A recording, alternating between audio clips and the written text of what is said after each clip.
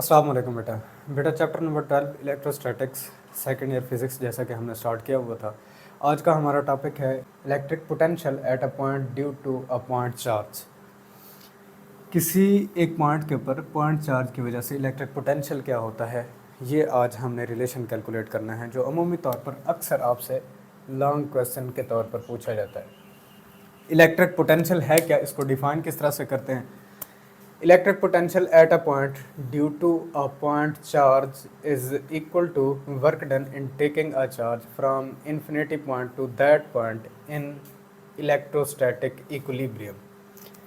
किसी भी एक पॉइंट के ऊपर किसी पॉइंट चार्ज की वजह से जो इलेक्ट्रिक पोटेंशियल होगा वो हमेशा उस वर्क डन के बराबर होगा जो वर्क डन हमें उसे इन्फिनिटी पॉइंट से किसी दूसरे पॉइंट तक लेके आने में करना पड़ेगा। और हमें एक कंडीशन रखनी पड़ेगी कि चार्ज को जब हम मूव करा रहे होंगे तो इलेक्ट्रोस्टैटिक इक्विलिब्रियम की कंडीशन बरकरार रहे। साहब का टॉपिक के अंदर हमने इसे भी देखा था कि इलेक्ट्रोस्टैटिक इक्विलिब्रियम की कंडीशन क्या है बेटा, कि जो चार्ज है आपके पास उसकी स्पीड बेटा यूनिफॉर्म रहनी चाहिए, कांस्टेंट रहनी चाहिए। ठीक है बेटा, स्पीड इसकी यूनिफॉर्म रहनी चाहिए। किसी भी एक पॉइंट चार्ज की वजह से फील्ड का बेटा हमने कंसेप्ट डिस्कस किया था और इलेक्ट्रिक फील्ड इंटेंसिटी का रिलेशन हमने कैलकुलेट किया था। और एक चीज़ हमने यहाँ से ऑब्जर्व की थी कि electric field intensity inverse square law को फॉलो करती है। E is inversely proportional to 1/r square. ये रिलेशन हमें बताता है कि जैसे जैसे डिस्टेंस बढ़ता चला जाएगा वैसे वैसे स्क्वायर ऑफ द डिस्टेंस के इनवर्स में फील्ड घटती चली जाती है। अब हम फ़र्ज़ कर लेते हैं बेटा हमारे पास Q एक पॉजिटिव चार्ज है।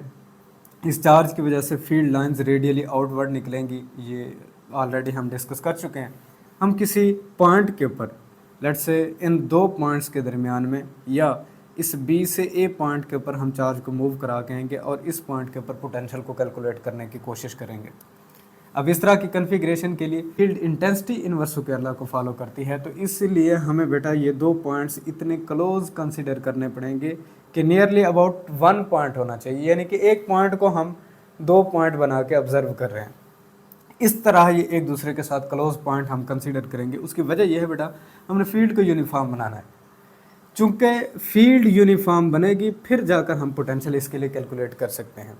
बेटा फ़र्ज़ कर लेते हैं कि इस चार्ज से बाहर 2 पॉइंट्स हैं हमारे पास। एक बी पॉइंट है जो कि इसी चार्ज के सेंट्रल पॉइंट से आर बी यानी कि एक डिस्टेंस आर के ऊपर रखा गया है, और इस पॉइंट का इसी चार्ज के सेंटर से लेकर इस पॉइंट तक सेंट्रल पॉइंट से इसका जो डिस्टेंस है बेटा उसे आर ए से रिप्रेजेंट कर लें। दोनों पॉइंट्स चूँकि एक दूसरे के बिल्कुल क्लोज हैं, बहुत करीब हैं, इसीलिए इनके दरमियान में जो सेपरेशन है इसे अगर डेल्टा आर से रिप्रेजेंट कर लिया जाए तो हियर इज यही सारी चीज़ें, distance of A point from the Q charge R A, distance of B point from Q charge R B से उसको रिप्रेजेंट कर लें। Average distance between both points, अगर दोनों पॉइंट्स के दरमियान यानी कि इस चार्ज के सेंट्रल पॉइंट से इन दोनों पॉइंट्स के दरमियान यहाँ किसी पॉइंट के ऊपर अगर डिस्टेंस को देखना चाहें, उस डिस्टेंस को अगर आर से रिप्रेजेंट कर लिया जाए तो ये दोनों का एवरेज है। तो एवरेज कैसे लेते हैं बेटा, दोनों की कीमतों को जमा करना है और तादाद पर तकसीम कर लेना है। R A plus R B divided by 2। R B का रिलेशन देखें, आर बी ये आपको दो चीज़ों का सम से मिलेगा, R A plus del R. ठीक है बेटा, हमारी इस कन्फिग्रेशन से आर बी आर ए और डेल आर को जमा करने से हमें मिल रहा है। यहाँ से आर बी की वैल्यू को बेटा आर की इस रिलेशन के अंदर पुट करेंगे तो R A plus delta R divided by 2। Just हमने यहाँ पर वैल्यू को रिप्लेस कर देना है। यहाँ आ जाए आर ए प्लस आर ए, इसे 2 आर ए लिखा जा सकता है, डेल आर वैसे होगा, 2 को दोनों पर तकसीम कर लेंगे, यहाँ से 2 कैंसल आउट हो जाएगा, आर ए रिमेनिंग रहेगा plus del R divided by 2। ये आर की वैल्यू आ गई। स्क्वायरिंग ऑन बोथ साइड्स, दोनों तरफ स्क्वायर कर दें। इस तरफ बेटा आपके पास बनेगा R A plus delta R divided by 2 इसका स्क्वायर। आप फार्मूला पढ़ते हैं A plus B whole square, और ये इक्वल होता है A square plus B square plus 2ab के। इसी रिलेशन के तहत इसको हमने यहाँ ओपन कर देना है। R A square delta R divided by 2 का स्क्वायर करेंगे तो delta R square divided by 4 plus 2 R A delta R divided by 2। 2 से 2 को कैंसल आउट कर दें, एज वी नो दैट कि हमने चूंकि पॉइंट्स को क्लोज लिया था, वेरी क्लोज लिया था, अब इनके दरमियान में जो सेपरेशन डेल्टा आर थी ये ऑलरेडी स्मॉल थी, हमारे पास स्मॉल सेपरेशन थी। अगर इस डेल्टा आर का मज़ीद स्क्वायर हो जाए तो स्मॉल वैल्यू का स्क्वायर करने से ये नियरली अबाउट ज़ीरो हो जाती है, ज़ीरो को अप्रोच करेगी। तो इस तरह से अगर इसकी वैल्यू ज़ीरो को अप्रोच कर जाए तो फैक्टर हमारे पास del R square divided by 4 ये ज़ीरो को अप्रोच करेगा, यहाँ से ये 2 cancel out, R A square plus R A delta R की यहाँ से वैल्यू रिमेनिंग रहेगी। हम जानते हैं बेटा इसी ही रिलेशन के ऊपर आ जाएं, आर बी के रिलेशन से अगर डेल्टा आर को कैलकुलेट करना चाहेंगे तो आर बी माइनस आर ए इसे लिखा जा सकता है।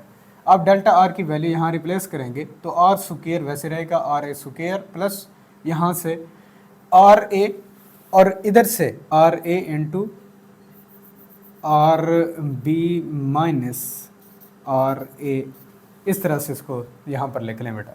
मज़ीद फर्दर बेटा आप इसको देखें, आर ए स्क्वायर यहाँ प्लस आर ए को आर बी से मल्टीप्लाई करेंगे आर बी बनेगा, आर ए को माइनस आर ए से मल्टीप्लाई करेंगे तो minus R A square, minus R A square plus R A square दोनों कैंसल आउट हो जाएंगे, आर बी बाकी रहेगा, ये यहाँ पर लिखा गया आर स्क्वायर को आर बी रिप्लेस किया जा सकता है। अब चूंकि दोनों पॉइंट्स को हमने बहुत ही क्लोज लिया है तो इतने क्लोज हैं कि आर बी को आप आर कंसीडर कर सकते हैं या आर स्क्वायर को बराह रास्त आर स्क्वायर ही लिखा जा सकता है। क्लियर। इसके बाद field as a gradient of potential, हमने सबका लेक्चर में इसको ब्रीफली तौर पर एक्सप्लेन किया था।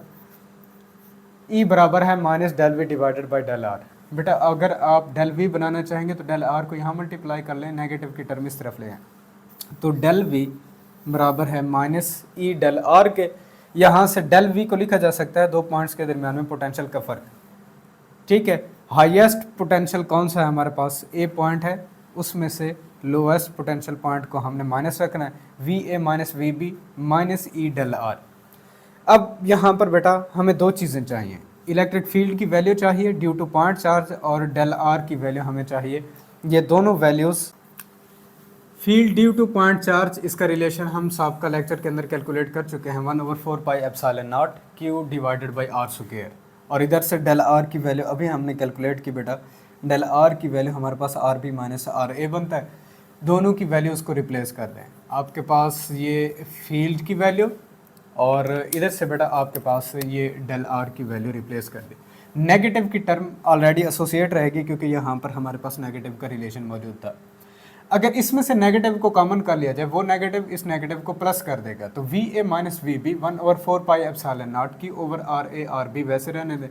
इस टर्म को मैंने रिवर्स कर दिया क्योंकि नेगेटिव हमने कॉमन किया था, तो नेगेटिव की टर्म प्लस हो जाएगी और प्लस की टर्म नेगेटिव हो जाएगी, इसीलिए R B minus R A यहाँ पर लिखा गया। Simply Q over epsilon not को अलग कर दें, R B minus R A divided by R B, इन दोनों को अलग कर दें, आर बी दोनों पर तक सेम कर लें, आर बी से आर बी कैंसल आउट हो जाएगा, यहाँ बेटा आर ए से आर ए कैंसल आउट हो जाएगा, V A minus V B Q over 4 pi epsilon naught 1 over R A minus 1 over R B, इसकी वैल्यू आएगी। As we know that definition के मुताबिक हमारे पास रेफरेंस पॉइंट क्या था, इन्फिनिटी था, और बी को अगर एज अ रेफरेंस कंसिडर किया जाए, बी इन्फिनिटी के ऊपर मौजूद हो तो इसका पोटेंशियल भी ज़ीरो, रेफरेंस पॉइंट है, ज़ीरो पोटेंशियल लेवल इसको कंसिडर किया जाएगा।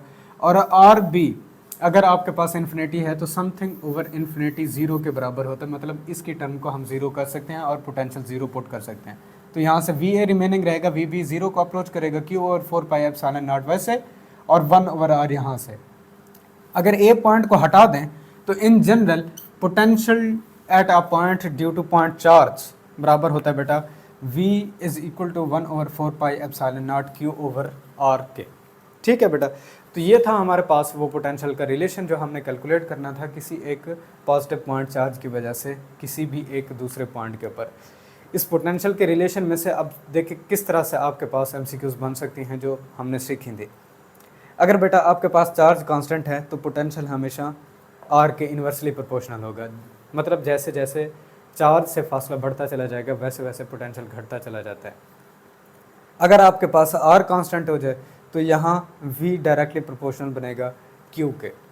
ठीक है बेटा, यानी कि जैसे जैसे जितना ज़्यादा चार्ज होगा उतना ज़्यादा पोटेंशियल होगा, जितना कम चार्ज होगा उतना कम पोटेंशियल होगा। तीसरी चीज़ बेटा यहाँ से नोट करनी है, एप्सिलॉन नॉट। ये डिसाइड करा रहा है, ये हमें बता रहा है कि किसी भी पॉइंट चार्ज की वजह से जो पोटेंशियल है, चार्ज, चार्ज से फासला और किस तरह के मीडियम में इसको प्लेस किया गया है, ये इन तीन चीज़ों के ऊपर डिपेंड करता है। अगर तो मीडियम बदल जाएगा तो आपके पास पोटेंशियल की वैल्यू भी बदल जाएगी। तो इनके ग्राफ किस तरह से बनते हैं, एक में रेशो बता दी जाए, दूसरे में रेशो क्या होगी, किसी एक को कांस्टेंट कर लेना, क्यों कांस्टेंट है, v और r के दरमियान में इन्वर्स रिलेशन आ गया। आपको दो r की वैल्यूज़ बता दी जाए, आपको एक पोटेंशियल की वैल्यू बता दी जाए और दूसरी पोटेंशियल की वैल्यू आपसे पूछ ली जाए, तो वो सारे क्वेश्चन आप बेटा सॉल्व कर सकते हैं, जो कि मैंने आपको एंटी टेस्ट के हवाले से सिखाए हैं। उनकी प्रैक्टिस करें और इनके ग्राफ किस तरह से बन सकते हैं, ग्राफ की शेप, उनकी शक्ल, फिर आप उनको प्रोनाउंस कैसे करते हैं, क्या कुछ नाम उनको आप पुकारा जाता है, वो सारी चीज़ें बेटा इस फार्मूला के लिए कैलकुलेट करें। और इंशाल्लाह जब हम इस टॉपिक की MCQs कवर करेंगे, मैं आपको बताऊंगा कि वाकई में वो आपके MCQs आई हुई हैं। होप सो आपको वीडियो पसंद आई होगी। इंशाल्लाह अपने नेक्स्ट लेक्चर में मिलेंगे। इजाज़त दीजिए, अल्लाह हाफ़िज़।